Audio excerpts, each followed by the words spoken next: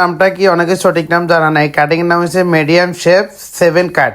তো শুরু থেকে লাস্ট পর্যন্ত দেখতে থাকুন বন্ধুরা, তাহলে আপনি জানতে পারবেন। আর তো আপনারা যারা পেজের সাথে মিলে রাখতে চান, আশা করি এই ভিডিওটা থেকে জানতে পারবেন, ফেলা শিখতে পারবেন, একটা জিনিস আইডিয়া করতে পারবেন। এটা আমি গ্যারান্টি হিসেবে আপনাদেরকে বলতে পারি, কারণ অনেকে পেজের সাথে আপনাদেরকে চুল একেটলে কাটি দিতে পারে না, যার কারণে আপনারা বলেন যে আমার চুল কাটি মজা পাইতেছি না, কেন মজা পাইতেছি না, কি আসে বিষয়, আমার মনে হয় চুল ঠিক না। আসলে চুল ঠিক আছে, সঠিক রোডে গেলে সঠিক কারিগরের কাজ হলে আপনি ভালোভাবে কাটি দিতে পারবে।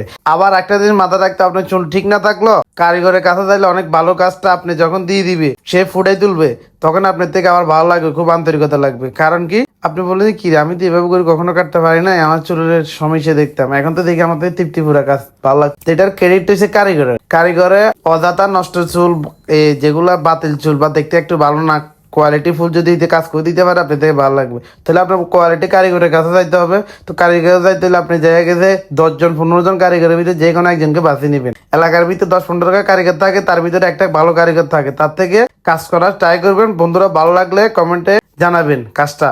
ঠিক আছে বন্ধুরা, নতুন কোনো একটা ভিডিও নিয়ে আসবো।